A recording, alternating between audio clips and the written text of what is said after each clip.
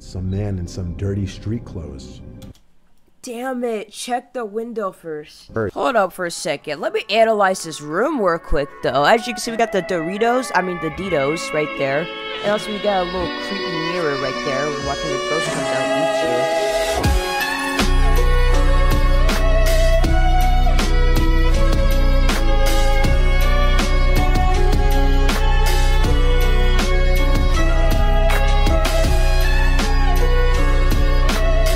What's up, guys? Princey Phillips here. Today we're back with another video today, and before I start, I'm freaking tired today. I literally just woke up, and I went on my Discord server, and I made a vote saying that what video should I do, and I put Mr. Nightmare, Among Us, or Black Yoshi Does Magic on Omegle, but the Mr. Nightmare, I react to Mr. Nightmare one, so today we're going to be reacting to Mr. Nightmare. So if you don't know who Mr. Nightmare is, he is a narrator, like basically making horror stories, telling like people's stories that they can email him to. Like he just narrates people's stories, just tells scary stories, and a bunch of other YouTubers are like using his narrating voice for animations. So if you guys want me to react to Mr. Nightmare animations, let me know in the comment section below, or one day I'll just put a vote on my server about that. But anyway, guys, we're gonna get right into this. So make sure you guys like, make sure you subscribe, turn on notifications on. Make sure you turn on notifications on so you know when we post. And let's get right into this. Okay, so the first animation we're going to be watching is 3 text conversations with creepy backstories. So, I don't know why there's full bar. I didn't watch this before. I don't know. It's like every time when I click on a video to see, like, see something real quick, it just makes a full bar for some reason. But anyway, guys, we're going to be watching it, so let's get right into this animation. Now let's get right into this story. What I'm about to show you in this video are 3 different sets of texts that become much scarier when you hear the background stories behind them. Number 3. In this first one, these are texts between a young girl named Emily and her mom. Emily sent me screenshots of these texts along with the background story to go with them. First, to read the texts. Emily says to her mom, "Are you home?" "No, this still is with real. Your dad, what's up?" "I heard someone come in." "The house? Is Peter home?" "I don't know, I've been in my room." "I don't think so, because he was supposed to work till 12 tonight." "Are you sure you heard the door open then?" "Mom, there's someone in the house." "What? Who is it?" "Mom, I don't know. There's some man walking around downstairs. I'm scared. Whoa. What do I do?" "Emily, find somewhere to hide right now. I'm calling the police. Lock your door right now and hide somewhere in your room, okay?" "Okay, I'm in the closet." "Okay, good, sweetie. I'm on the phone with the police. Don't make any noise at all. Stay in the closet until you hear the police come inside the house." Wow. "Do you still hear them?" "Mom, he's trying to open the door." "Emily, please just be quiet. You're going to be okay. The police are almost there." "Emily, the police are there. Are you okay?" This was where the texts ended. Whoa. This was what was going on that night when Emily sent these texts to her mom. Okay. She was home alone while her mother was out to dinner with her dad, and her older brother Peter was working late. Nobody was expected to be home except for her. Hold up for a second. Let me analyze this room real quick, though. As you can see, we got the Doritos right there. And also, we got a little creepy mirror right there. Watching the ghost comes out and eats you.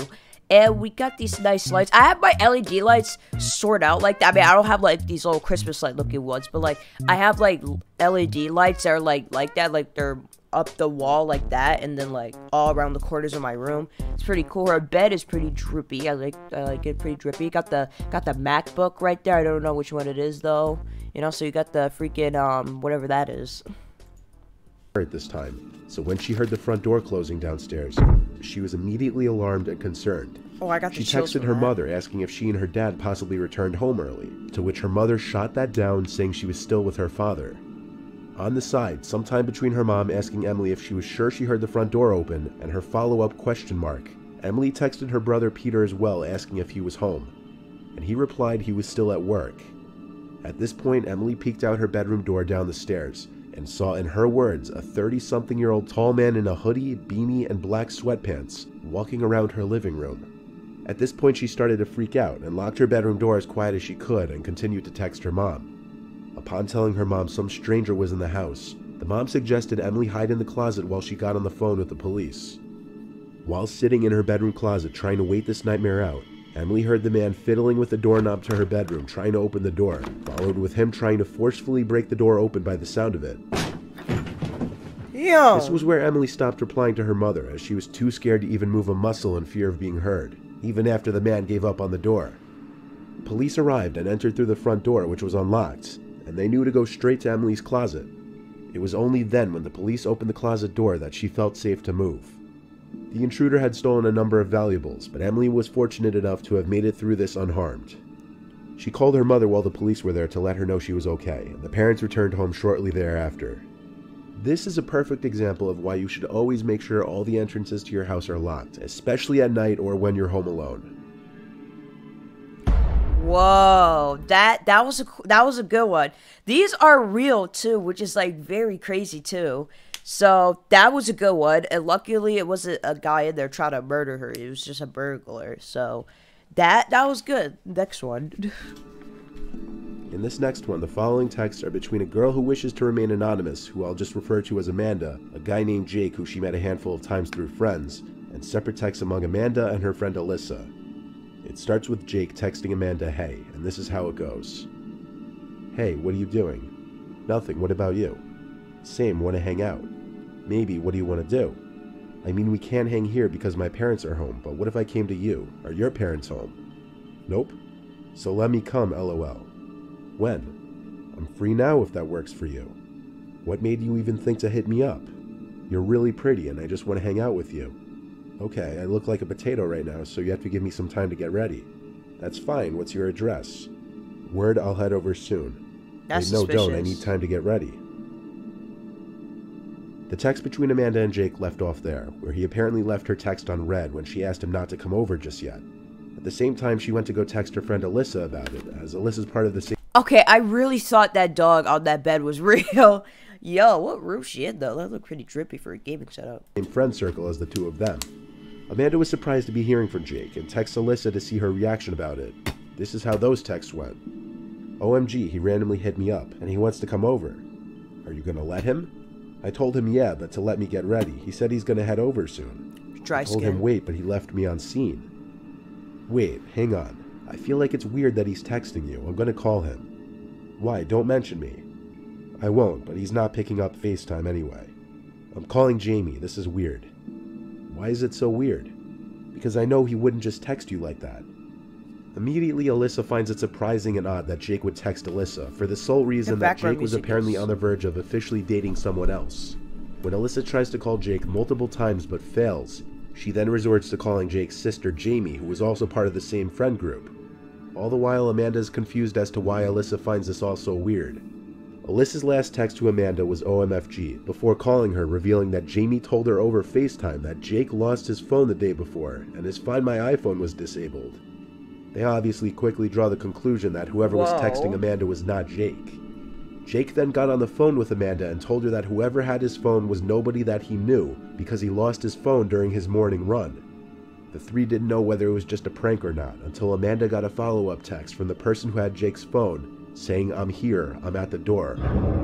Given that the whole reason this person came over was because Amanda said her parents weren't home, and whoever was on the other side of the door likely meant her harm, and they were aware she was a defenseless girl home alone. Amanda looked through the peephole of her front door, and there was someone in a hood standing on her front porch, looking at the peephole. Amanda sent one final text saying this: "I know this phone was stolen, I called the cops already, they're almost here. You better get out of here and never come back or you'll be sorry. Why would you say that? We also have you..." I would just call the cops. Okay, this is what I would do. Let me just say my opinion what I should do. One, I will call the cops, and then I would just text the person saying that, "Give me 1 second. I'm just gonna say like, give me 1 second, like I'm in the bathroom or something." But I mean, actually, never mind, because it's actually scaring him away. But you never know; he could come back, so we gotta be aware. On video camera, so wave hello. The person read the text right away and didn't respond. The next time she checked through the peephole, the person was gone. Jake was able to get his IMEI number, and since it was being used for illegal activity, police helped track the phone to a man who lived a town over, who was prosecuted accordingly, and in this case, justice was actually served. Okay, thank God you didn't get away. In this last one, these were the texts received by single mother Marissa Rivera. Marissa was awoken by her phone vibrating on her nightstand at 1 in the morning on a Friday night. On the screen were a bunch of texts from her son John. The text went as follows: "Mom, I need help. I got into a car accident. Can you come pick me up? I think I injured my elbow. The damage is pretty bad. I don't know what to do." "Please tell me you're joking. Are you okay?" "Yes, my elbow just hurts." "Where are you?" "At the intersection of Robeson Street and Humphrey Lane by Longley Supply." "Is Kevin with you?" "No, I'm alone." "Okay, just stay there. I'm coming." Marissa started to get ready to go to her son's aid when she remembered he had location sharing on with her. So, wanting to make sure he gave the right location, she checked where her son's iPhone was located. She was taken aback when she saw John's location was at the house, not at this random intersection. Wait, she went what? to John's room, but he wasn't in his bed. So she went and called her other son, Kevin, who was also still out. Kevin picked up his phone, sounding intoxicated, according to Marissa. And when asked if Kevin was with John, he said yes, and John said "Hi, Mom" into the phone, less drunk sounding than Kevin. Oh. The two were together and claimed there was no car accident and that John lost his phone. Marissa came to the horrible realization that if her kids were telling the truth, somebody else was in the house with her using John's phone. Marissa left the house with her cell phone and called the police while hiding in her car, reporting a breaking and entering. When police showed up and searched the house, nobody was there. Whoa. On top of that, John's phone location was updated to down the block, but that was the last known location before it was either turned off or broken. The office window of the house was the most likely entry and exit point since, according to Marissa, it's easily liftable and big enough for most people to fit through. Marissa was having the conversation with her sons while standing in the middle of the house, loud enough for whoever was in the house with her to hear her realization that the car accident never happened, and heard her rushing out of the house.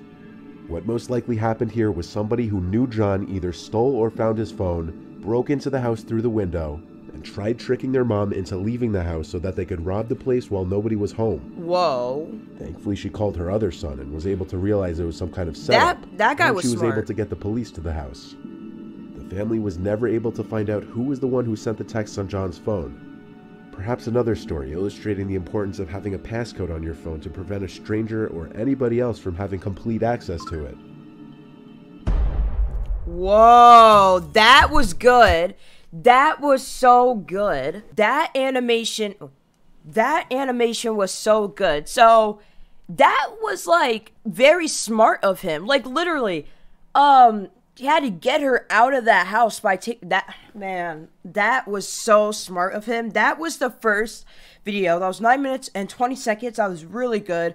And if you guys want to check out these videos yourself, look in the description below if you guys want to see these videos. But anyway, guys, let's get to the next one. Man, that one was so good. Okay, guys, so the next one we're going to be watching is called 3 Disturbing Postmates, DoorDash, and Uber Eats. You know, all the stuff you order from. And the reason why I'm picking this one, because it's true. And 2, I actually order, like, sometimes I order food from DoorDash. Most of the time, and you know, currently there's horror stories about it, so let's check it out. And I hope this doesn't make me want to order DoorDash anymore. But anyway, guys, let's get right into this.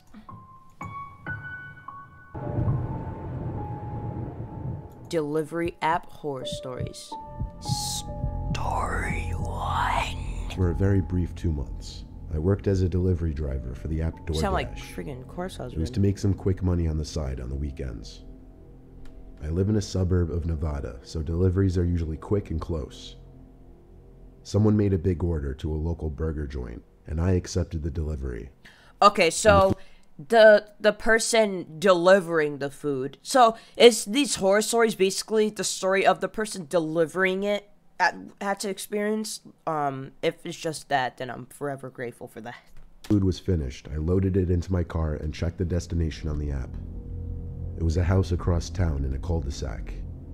I tended to drive quickly over the speed limit to get more deliveries out, aka get more money.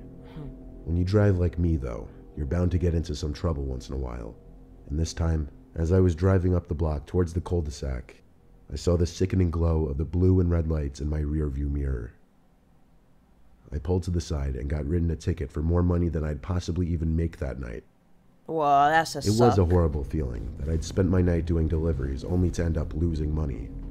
Still, I had to finish this delivery, albeit a bit late now. After the cop got back in his car, I drove right down towards the cul-de-sac. I got to the house, ran towards the front door, and knocked really hard since there was apparently no doorbell. As I waited for the door to open, I looked around this dark cul-de-sac. I say dark because there weren't any streetlights, only the small amount of light that was given off by the 3 total houses sitting on the street.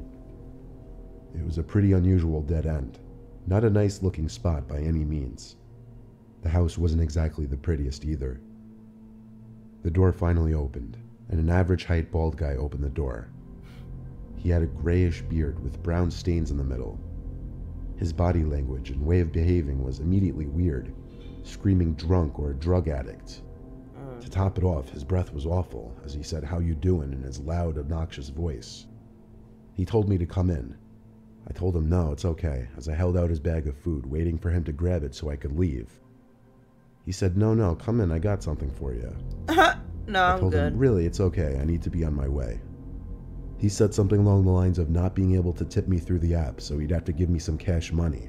Then go get it better and get judgment, me through the door. I entered the house with his food still in my hand. I heard a car pulling up into the cul-de-sac as I stepped inside.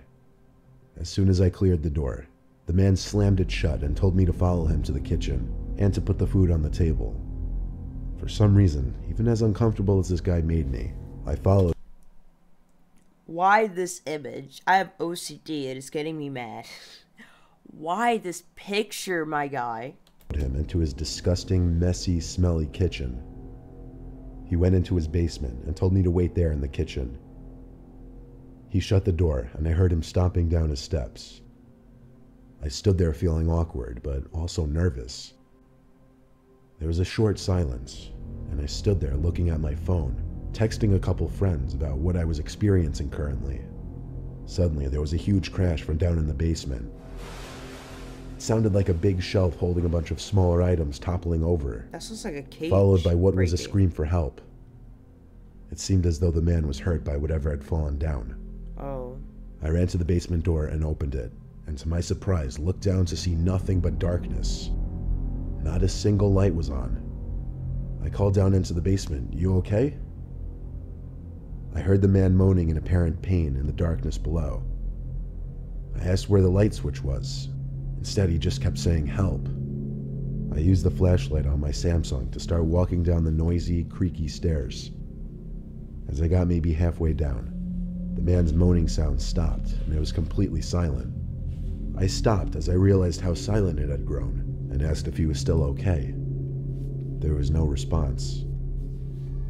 Suddenly, I got a really bad feeling in my gut. Something wasn't right. I heard a small cracking sound from in front of the steps, like a pebble being crushed against a concrete floor. Then, there was a loud knocking at the front door upstairs. I turned and ran upstairs to open it, and it was the cop who had pulled me over about 5 minutes ago. He was holding something familiar, 2 folded pieces of paper clipped together, asking me if it was mine. It was, and I grabbed it from him. But I also told him in obvious distress that I thought something strange was going on with this man who I just delivered food to. I told him it sounded like he got injured downstairs, but that it also seemed suspicious. I showed the cop to the basement door, and with his hand on his holster, he called down into the basement. I told him there wasn't a light switch, so he took out his flashlight and started walking down the stairs slowly. I waited at the top of the stairs as he progressed to the bottom step, then disappeared from my view. I didn't wait too long before hearing a commotion downstairs. The cops seemed to be yelling in response to being attacked. The commotion ended with a gunshot. Then there were cries of pain, genuine cries this time. The cop called up to me to come help him get the guy upstairs. He asked me to hold the flashlight as he guided the man who was now cuffed up the stairs.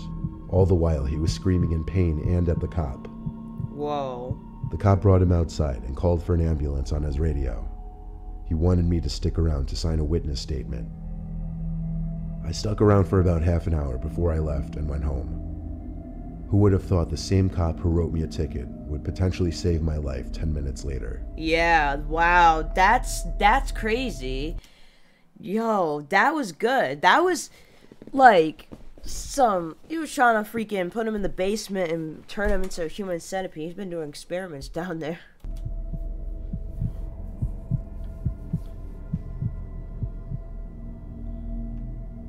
I occasionally do some deliveries for Postmates, usually late at night after work during the week or on weekends. I use my motorcycle as it allows me to get from point A to point B faster. I never heard a DoorDasher, or anybody that delivers food on a motorcycle before. That's really cool. Delivering some Mexican food to a guy named Ron. It was a 15-minute drive from the burrito place to Ron's address. When I got to the listed address, I brought the food up the long driveway and up to the front door. I rang the bell, and an older woman opened the door. I said delivery for Ronnie, but the woman looked confused and said, "There's no Ronnie here." I apologized and said I had the wrong house. Okay, let me tell you something about my DoorDasher. Every single time when I order food from DoorDash, they always go to the wrong damn house. Like, they always go to my next door neighbor's house, and they'd be like, "Oh, here's your food," and they'd be like, "Oh, it's the wrong house." And my neighbor will tell them the actual house because my neighbor knows that, I order food sometimes from DoorDash, and my neighbor works for DoorDash too. But so she kind of understands. He's just not really that mad because my neighbor's a DoorDasher too. So she will always text, my neighbor will text me saying that the food's in front of your door, and I'm like, "Oh, okay." But this happens all the time. So they always forget what house it is. So every single time when I'm ordering food, I'll write down in the special instructions saying my address again, because they'll always read my address wrong. I went back to my bike and double checked the app, making sure I was at the right house. And according to the app, I was. The house number was 15, just like listed on the app. I figured it was time to call this Ron guy to figure out if he had made a mistake with the address. Yeah. I used the call feature on the app, but after one ring, it went to voicemail. So I tried texting instead, and within seconds, he replied back. I told him the address he gave me was wrong, and he swiftly said, "Yeah, sorry about that." He explained that he didn't actually live here, but that he was chilling with his friend in the preserve across the street from the house listed on the delivery.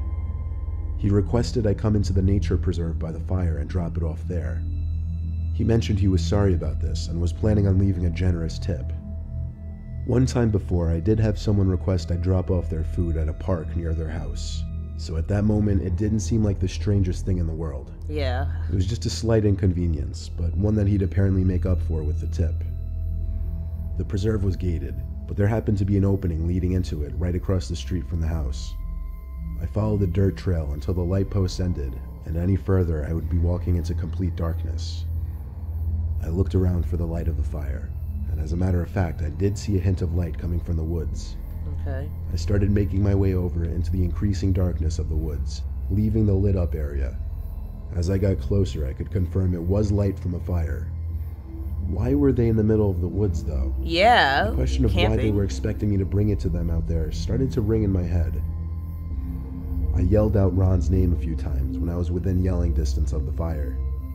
No answer. When I got close enough, I noticed something. There was no one sitting around that campfire. I asked myself, was that the right fire?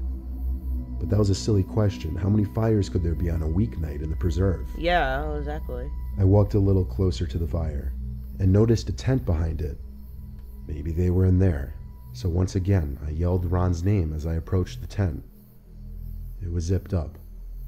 I tapped on the tent and said Ron's name again. So I finally unzipped the tent and knelt down to look inside. I saw someone laying down on their stomach, facing away from me, so that their shoes were only a few inches from my face. They seemed to be asleep. This was getting a bit ridiculous, so I just marked the order as delivered and turned ready to walk away. I didn't even make it a single step before noticing someone standing about 20 feet from me, between two big trees. Whoa. He called out, "Are you alone?" "No," I said. "My friend is just over there." The guy asked, "Why aren't you alone?" I said I do my deliveries with a partner. He asked, "Where's my food?" I was about to tell him it was in the tent, when I felt two hands grab both my legs and tried pulling me down. Oh! I looked down and saw the arms reaching out from the tent. Ron, presumably the guy who I was just talking to, started charging at me. With only maybe 5 seconds to act, I did manage to escape the grasp of the two hands and run past Ron. if that was even his real name. I don't think he chased me after I left the vicinity of the fire. I found my way back to the bike easily, and I drove off without taking a second to look back. I contacted Postmates customer service about it. They told me I should escalate it to the police, as there was nothing they could do. By the time they even responded with that, I didn't even feel up to going through with a police report. I just figured I'd let it go. I got lucky and I was unharmed. Still, it taught me one thing. If your instinct tells you to turn and walk away, do it. Yo, I feel bad for delivery people. They have to go through so much. Damn. It's like the customers are the ones you need to be scared of sometimes. For some reason, I never really used any of those food delivery apps until recently, after learning how convenient they are. One night after a late work shift, I didn't have time to make dinner, so I ordered some Chinese. This is the customer ordering food, so if this makes me scared to order from DoorDash, fearing something will happen. Man. Chinese food off Postmates. It was originally estimated to be delivered in half an hour, but I waited a lot longer than that. Around the 45-minute mark is when I started getting impatient. I called the Postmate driver, and he picked up after a few rings. I asked him where he was. He asked, "Who is this?" I said, "Tracy, the girl he was delivering food for." There was a short silence. Then he said, "Oh yes, I'm on my way." So I thanked him and hung up. I sat in my living room with the TV on, and basically just played around on my phone, dying for the Postmates driver to just show up already. Just then my phone started vibrating, and knowing that it was likely the Postmates driver calling me, I felt very relieved that the food was probably here at last. I picked up and waited for him to say something. I had to say hello like 4 times before he finally started speaking. He said he's outside. I didn't really know how to respond to that, This guy so I sucks. said okay and then described my house to him. Then he said something weird. He asked me to come outside to get the food. I opened my front door to check if he was there. I'm good. He wasn't.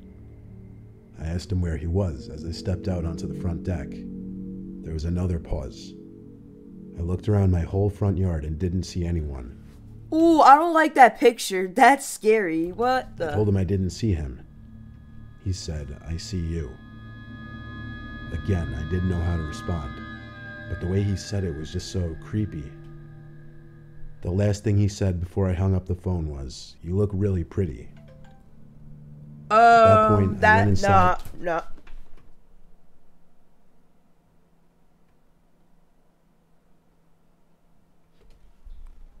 And slammed my door shut and locked it. I opened the Postmates app, and it said my food was delivered. I didn't know what was going on here, but I was growing increasingly uncomfortable. I shut off all the lights in my house and started looking out each window. I started with the living room windows. Didn't see anyone. Then I checked the dining room windows. Nothing. Next, the kitchen. Still no one. So I went down to our den, which was by the back door. I hadn't raised the curtain that morning because of work, so I pulled the string to raise it up. Only a little bit. Just enough to peek under to check the backyard. This whole time I was looking out windows. I don't think I actually expected to see someone. But when I looked under the curtain to the den window, I saw a man sitting in my back patio. Whoa. He wasn't on his phone, he wasn't doing anything. He was just sitting there, as if he were waiting for me. I lowered the curtain back down, and then my phone rang. It was the guy again. I picked up, and he immediately said, "I just saw you at the window."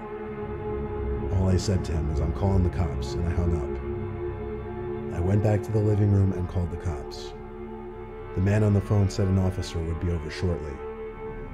After I hung up, my phone kept ringing. It was the man. I kept rejecting his calls, but he wouldn't stop. Sitting there waiting for the cops was one of the most tense moments of my life. Eventually, there was a knock at the door, followed by a man shouting, "Police." Okay, I jumped off the couch and check ran the to window open the door. first. Check the window. I was confused to see not a man in a police uniform, but some man in some dirty street clothes. damn it. Check the window first. Who gave a disturbing smile as soon as we made eye contact. He opened the storm door and tried to get in, but I pushed the front door hard enough to get it shut and lock it. Nice. He didn't bang on the door, he didn't scream anything. I think he simply ran off after that. A few minutes later, the actual police showed up, and they searched the property with me. We found the man's phone left on the table in the backyard. The background to the phone was a white guy with a blonde girl, presumably his girlfriend. I note this because the man who was on my stoop was not white, he was Hispanic. I did a little detective work with the cops and came to the conclusion that this man was not originally my Postmates driver, that he had stolen the driver's phone somehow mid-delivery. Mid-delivery? The police confiscated the phone and left after taking a report. As far as I know, that man never returned to my house, but this was easily the scariest experience of my life. Whoa. That last one was terrifying. Okay. That's creepy. The guy's phone got stolen mid-delivery? Like, she ordered the food, and then when the actual driver went to go pick up the food, his phone got taken? Like, that's, wow, man. That was a really good one. Oh my god. Anyway, guys, hope you enjoyed this video, and I'm telling you, these are very creepy. If you guys want me to react to, like, Mr. Nightmare's animations, let me know, or just like the video. Make sure you guys subscribe if you want me to, you know, play more games. But anyway, guys, make sure you guys like, make sure you subscribe, turn notifications on so you don't miss a post, and I'll see you guys later.